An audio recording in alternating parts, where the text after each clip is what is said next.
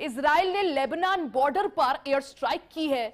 Hezbollah के ठिकानों पर इजराइल का बड़ा अटैक। लेबनान की पूर्वी बेका घाटी में इजराइल का हमला। इजराइल ने पूर्वी लेबनान के इलाके में हवाई हमले किए हैं। इन ताजा हमलों ने इलाके में हालात एक बार फिर से गंभीर बना दिए। तस्वीरें देखिए किस तरह से वहां पर हर चीज बिखरी हुई, टूटी हुई नजर आ रही है। जानकारी के अनुसार कम से कम 10 लोगों की मौत हुई है। ईरान के समर्थन वाले मिलिटेंट ग्रुप ने पुष्टि की है कि मारे गए लोगों में हिजबुल्लाह का एक वरिष्ठ अधिकारी भी शामिल है। नवंबर 2024 में युद्ध खत्म होने के बाद से यह लेबनान में सबसे बड़ा घातक हमला माना जा रहा है। इजराइल का दावा है कि उनकी सेना ने बेका वैली में उन साइट्स को निशाना बनाया जिन पर आरोप था कि वो इजराइल और लेबनान के बीच हुए समझौतों का उल्लंघन कर रही थी। बेका हमले से कुछ घंटे पहले दक्षिणी लेबनान एक फिलिस्तीनी रेफ्यूजी कैंप पर भी इजराइल ने हवाई हमला किया। एक्स पर जारी बयान में इजरायली सेना ने दावा किया कि इन अल हिलवेह इलाके में हमास के कमांडर सेंटर और कमांडिंग सेंटर को टारगेट किया गया है। लेबनान की पूर्वी बेका घाटी में इजराइल का यह बड़ा अटैक, 10 लोगों के मारे जाने की खबर है। हिजबुल्लाह के ठिकानों को एक बार फिर से इजराइल ने निशाना बनाया। लेबनान में यह बड़ा अटैक इजराइल का, जिसमें हिजबुल्लाह के ठिकानों को निशाना बनाया गया है। और कर्नल शिवदान सिंह, रक्षा विशेषज्ञ, हमारे साथ जुड़ गए हैं। कर्नल शिवदान सिंह जी, जिस तरह से इजराइल ने ये बड़ा अटैक किया है लेबनान पर, और देखा जाए तो 10 लोगों की मारे जाने की खबर है। सिर्फ इतना ही नहीं, इजराइल की तरफ से कहा गया है कि क्योंकि हिजबुल्लाह के जो ठिकाने थे उनको एक तरह से निशाना बनाया गया। क्या समझा जाए मिडिल ईस्ट में ये बढ़ता हुआ तनाव का माहौल? देखिए, ऐसा है, इजराइल अपना सेफ्टी चाहता है और वो नहीं चाहता कोई ऐसा संगठन उस एरिया में वो रहे एक्टिव जो इजराइल में आतंकी हमले करता है या इजराइल के लिए खतरा बना हुआ है। इसलिए उसने हमास को तो क्वाइट कर दिया है। अब वो हिजबुल्लाह को भी समाप्त करना चाहता है। और हिजबुल्लाह का, जैसे कि आपने खुद बोला है, ईरान का सपोर्ट है और ईरान और अमेरिका के रास्ते तनावपूर्ण है रिश्ते।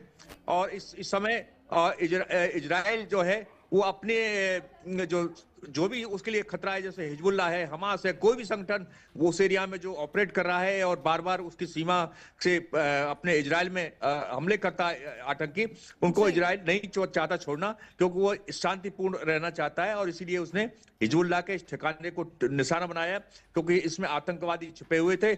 और जैसा कि खुद हिजबुल्लाह ने बोला है, उनका एक नेता भी मारा गया है इसमें। तो इसलिए वो इस तरह के हिजबुल्लाह के जो ठिकाने हैं, जो उनका जो पीस टॉक जो ही है उसको भी वायलेट कर रहे हैं। इसलिए इजराइल इनको समाप्त करना चाहता है। क्योंकि कर्नल शिवदान जी, जिस तरह से अमेरिका जो है वो ईरान पर दबाव बनाने की पूरी कोशिश कर रहा है, दूसरी तरफ इजराइल का लेबनान पर यह अटैक, क्या समझा जाए? हमास के खात्मे के बाद अब हिजबुल्लाह के खात्मे की जो है नींव रखने की कोशिश? देखिए, ऐसा है कि इस वक्त ईरान इस कंडीशन में नहीं है कि वो किसी की मदद कर सके, चाहे वो हमास हो चाहे हिजबुल्लाह हो। और इस मौके का फायदा इजराइल भी उठाना चाहता है। जिस प्रकार से अमेरिका ईरान पर दबाव डालकर उसका परमाणु जो कार्यक्रम उसको बंद करवाना चाहता है, उसी प्रकार से इजराइल भी चाहता है कि उसके जो पड़ोस में कोई भी आतंकी संगठन एक्टिव ना रहे और इजराइल के लिए शांतिपूर्ण माहौल उस एरिया में रहे। क्योंकि पिछले लंबे समय से इजराइल इस तरह के संगठनों से जूझता आ रहा है और उसका काफी इससे नुकसान भी हुआ है। तो इसलिए इजराइल अपने लिए शांतिपूर्ण एनवायरमेंट चाहता है। जैसे हम पाकिस्तान ऑपरेशन सिंदूर के द्वारा हमने पाकिस्तान में आतंकी कैंपों को समाप्त किया था, उसी प्रकार से इजराइल भी इन आतंकी कैंपों को समाप्त करना चाहता है। क्योंकि कर्नल शिवदान जी, जैसा आपने भी समझाया कि ईरान अभी काफी कमजोर स्थिति में है, काफी तनाव के माहौल में है। ऐसे में मुमकिन नहीं है कि हमास या हिजबुल्लाह जैसे या हुती जैसे आतंकी संगठन को सपोर्ट कर सके। क्या समझा जाए, इजराइल का ये अटैक क्या काफी होगा हिजबुल्लाह को पूरी तरह से समाप्त करने के लिए? देखिए, ऐसा है कि इसके लिए, समाप्ति के लिए तो ईरान की जब तक सपोर्ट बंद नहीं होगी, जब तक ये संगठन बंद नहीं होंगे। मगर नियर फ्यूचर के लिए, जैसे इस मौका है, तो इसलिए ये बार बार, जैसे हम बार बार पाकिस्तान में आतंकी कैंपों को खत्म करते रहते हैं, मगर फिर भी आतंक पैदा होते रहते हैं। बिल्कुल। ये आतंकी जब तक पैदा होते रहेंगे, जब तक कि ईरान इनको सपोर्ट करना बंद नहीं करेगा। तो इसलिए सबसे पहले तो अमेरिका ईरान को ही ये पाठ सिखाना चाहता है कि वहां पर जो मुस्लिम फंडामेंटलिस्टों का राज है, जो पूरे क्षेत्र में मुस्लिम आतंकवाद फैलाना चाहते हैं, उनको ही चुप किया जाए, जिसके द्वारा ये सीरिया में शांति स्थापित हो। और जब तक वो समाप्त नहीं होंगे, तब तक ये इस तरह के आतंकी संगठन चलते रहेंगे। तो इसलिए मगर फिर भी हर देश चाहता है कि उसके आसपास जो भी आतंकवादी कैंप हैं उनको समाप्त करते रहें, जिससे कि वो नियर फ्यूचर में उनके लिए डेंजर ना कर सके। क्योंकि कर्नल शिवदान जी देखिए, जिस तरह से आपने भी जिक्र किया कि भारत भी कई एयर स्ट्राइक्स करता है, लेकिन ये जो आतंकी संगठन होते हैं ये कुछ टाइम के लिए शांत होते हैं और उसके बाद फिर से जो है अपने आप को रीबिल्ड कर लेते हैं। ऐसे में क्या ये एयर स्ट्राइक्स काफी होंगी?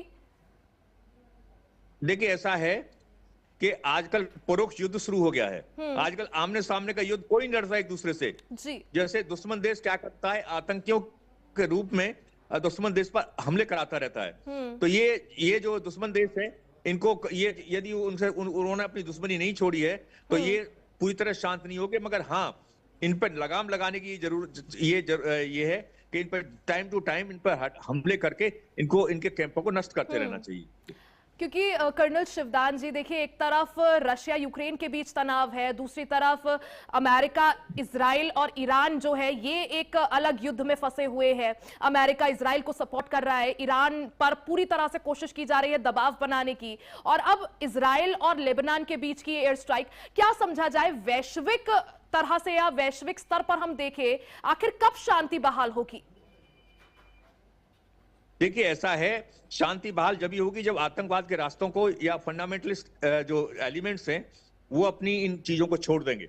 जब तक ये आतंकवादी संगठन पनपते रहेंगे, जब तक आतंकवादी विचारधारा या फंडामेंटलिस्ट विचारधारा चलती रहेगी, तब तक ये संगठन बंद नहीं होंगे और तब तक विश्व में शांति स्थापित नहीं होगी।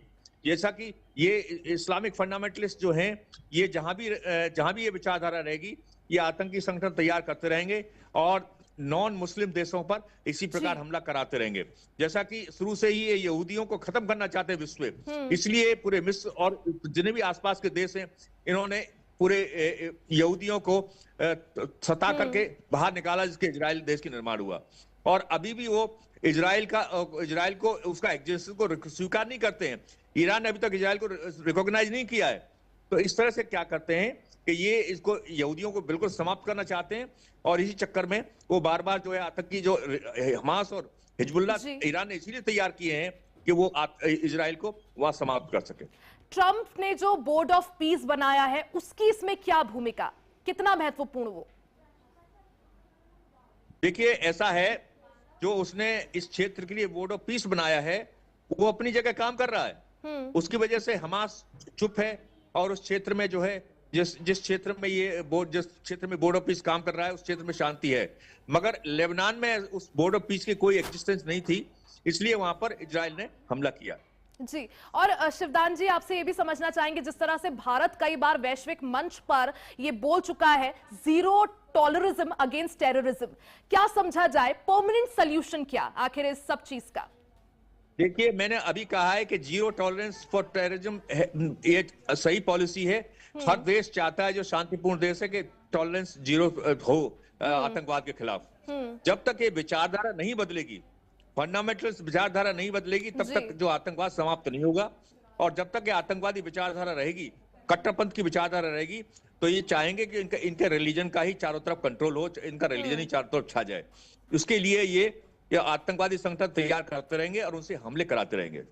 क्योंकि जिस तरह से देखिए कर्नल शिवदान जी, जैसा आपने भी समझाया कि पूरे वैश्विक स्तर पर अलग अलग जगहों पर अलग अलग क्षेत्रों में हलचल इस वक्त मची हुई है। भारत जिस तरह से रक्षा क्षेत्र में आत्मनिर्भर बन रहा है वो कितना महत्वपूर्ण? देखिए, भारत एक महाशक्ति बन चुका है और सैनिक महाशक्ति बनने के कारण ही भारत में अपना जो आर्थिक प्रभुत्व स्थापित कर पाया है भारत, और सिद्ध कर सका है कि भारत भी एक देश है जो कि जिसका कोई रिकॉग्निशन है। तो इसलिए सैनिक शक्ति के साथ साथ सैनिक शक्ति भी उतनी ही जरूरी है जितनी आर्थिक शक्ति जरूरी है। तो इस सैनिक शक्ति के उसमें ही भारत आर्थिक शक्ति बनता जा रहा है और तीसरी विश्व की महाशक्ति बनने की कगार पर है। इसलिए भारत जो है में काफी आर्थिक क्रांति आई है और सैनिक क्रांति भी आई है। अभी क्योंकि हाल ही में भारत ने फ्रांस के एक और डील साइन करी 114 राफेल जेट्स की। कर्नल शिवदान जी, ये कितना जरूरी, क्योंकि हमने देखा ऑपरेशन सिंदूर के दौरान ये जो तमाम चीजें थी, चाहे S-400 हो, राफेल फाइटर जेट्स हो, या हमारा खुद का बना हुआ आकाश तीर हो, हमारे एयर डिफेंस सिस्टम ने सिद्ध कर दिया विश्व को कि ना तो पाकिस्तान का कोई ड्रोन हमारे भारत में हमला कर पाया, ना कोई उनका मिसाइल हमारे अंदर घुस सकी, ना कोई हमारा नुकसान हुआ ऑपरेशन सिंदूर में। इसलिए भारत जो है इस क्षेत्र को और भी मजबूत करना चाहता है कि भारत, हम समझ चुके हैं कि अभी अगली लड़ाई जो है आमने सामने के बजाय मिसाइलों से, ड्रोनों से, इनसे ही होगी। इसलिए भारत जो है एयर डिफेंस सिस्टम को मजबूत करना चाहता है और साथ ही अपने एयर पावर को मजबूत करना चाहता है, क्योंकि और कोशिश यही है कि रक्षा क्षेत्र में भारत जो है वो आत्मनिर्भर बन सके। और भारत का, मुझे लगता है, सिद्धांत भी यही है कि वैश्विक स्तर पर जो है एक शांति आए। कर्नल शिवदान सिंह जी, बहुत बहुत शुक्रिया आपका समय देने के लिए, हमारे साथ जुड़ने के लिए। और इसी के साथ बुलेटिन में फिलहाल के लिए बस इतना ही। बने रहे हमारे साथ, देखते रहें HNN न्यूज़, जुनून सच दिखाने का।